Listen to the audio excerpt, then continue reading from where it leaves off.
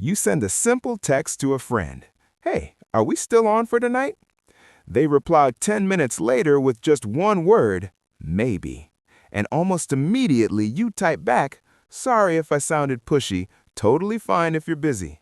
You didn't ask anything unreasonable. You didn't demand their time. But somehow, your brain still reacted like you might have done something wrong. If you recognize that feeling, the reflex to apologize even when you're not sure what you're apologizing for, you're not alone. Some people say sorry the way others say or like. It slips into conversations constantly. Sorry, can I ask a question? Sorry, I didn't mean to interrupt. Sorry, I'm probably overthinking this. And the strange thing is, most of the time, you haven't actually done anything wrong. So the real psychological question isn't just why you apologize. It's why your brain keeps assuming you might have done something wrong, even when there's no clear evidence. Because for many people who apologize too much, that reflex isn't just politeness, it's a scar. Psychologists have been studying this pattern for years, especially in the context of what's called the Fawn response. While most people know about fight, flight, or freeze, trauma therapist Pete Walker describes a fourth response, fawning. It's the instinct to smooth things over, keep people happy, and prevent conflict before it even starts. And one of the most common ways the brain does that is through constant apologizing. But here's the important part. People who apologize too much aren't usually doing it because they're weak, overly polite, or lacking confidence. More often, their brain learned something very early in life, that harmony was fragile, and that being the problem had consequences. Imagine a kid growing up in an environment where emotions were unpredictable. Maybe a parent had a short temper. Maybe arguments escalated quickly.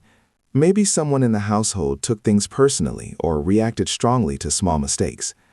In those kinds of environments, children develop a very sharp radar for tension. Their brain becomes incredibly good at asking one question. How do I keep things calm? Sometimes the answer becomes, stay quiet. Sometimes, be helpful. And sometimes, apologize quickly, even if you're not sure what you did. Because apologizing does something powerful. It lowers the temperature of the room. An apology signals submission, peace, reassurance. It tells the other person, I'm not a threat. I'm not challenging you. Everything's okay.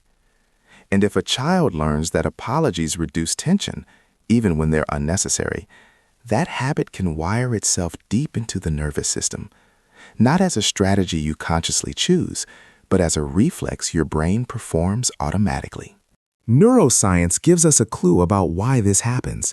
The amygdala, the brain's threat detection system, becomes very sensitive in people who grew up around unpredictable conflict or emotional volatility. Your brain learns to detect microsignals of possible disapproval. A pause in someone's voice, a short text reply, a slightly serious facial expression. And before your logical mind even evaluates the situation, your nervous system may already be thinking, something might be wrong, fix it. So the apology comes out, not because you actually believe you did something terrible, but because your brain wants to stabilize the social environment as quickly as possible. There's another psychological layer to this too. Many chronic apologizers quietly carry a deep assumption. My needs might inconvenience people. This idea often forms in childhood when a person repeatedly receives subtle signals that their needs, emotions, or presence are too much. Maybe when you expressed frustration, someone said you were dramatic. Maybe when you asked for help, you were told to figure it out yourself. Maybe your feelings were dismissed, minimized, or ignored. Over time, the brain adapts by shifting its priorities. Instead of asking, what do I need right now? It starts asking, am I making things harder for someone else? And apologizing becomes a social cushion. It softens your presence. It lowers the chance of rejection. But this is where the hidden cost starts to show up. Let's say you're in a meeting at work. You want to share an idea, but before you even speak, you say, Sorry, this might be a dumb thought. You're trying to be polite. You're trying to reduce friction. But the room hears something else. They hear uncertainty. Now, your coworkers may subconsciously take your idea less seriously, not because it's bad, but because you framed it like it might be. And here's where the feedback loop begins. You soften your voice with apologies. People respond with slightly less confidence in you. Your brain interprets that reaction as proof that you should be more careful, so you apologize even more. The same pattern can appear in friendships and relationships. Imagine you cancel plans because you're exhausted. Instead of simply explaining, you send 3 paragraphs of apology. I'm so sorry, I feel terrible. I know you probably planned your whole evening around this. Your friend might reassure you, but over time, something subtle can happen. They may start feeling like normal boundaries from you require emotional repair. Like your needs automatically come with guilt attached, and eventually the dynamic becomes unbalanced.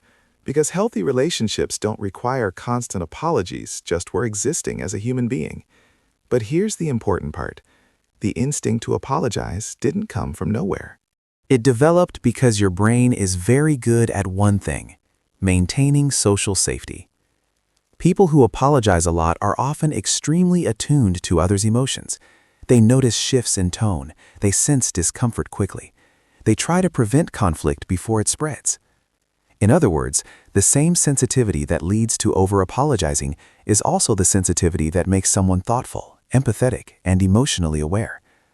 The problem isn't the empathy. The problem is when your brain assumes responsibility for everyone's emotional comfort. Because that's an impossible job. Other people's moods, frustrations, and reactions are influenced by hundreds of factors that have nothing to do with you.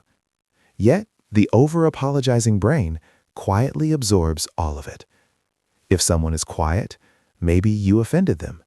If someone seems stressed, maybe you caused it. If someone disagrees, maybe you should smooth it over. Over time, that pattern can slowly shrink your sense of permission to take up space. Your opinions become softer. Your requests become smaller. Your boundaries become apologetic. And eventually, you may find yourself saying sorry for things that don't actually require forgiveness. Sorry for asking a question. Sorry for expressing an opinion. Sorry for being tired. Sorry for needing time. But here's the quiet truth many people never hear. The goal isn't to stop caring about other people's feelings. It's to stop assuming that every ripple in the emotional water is your fault.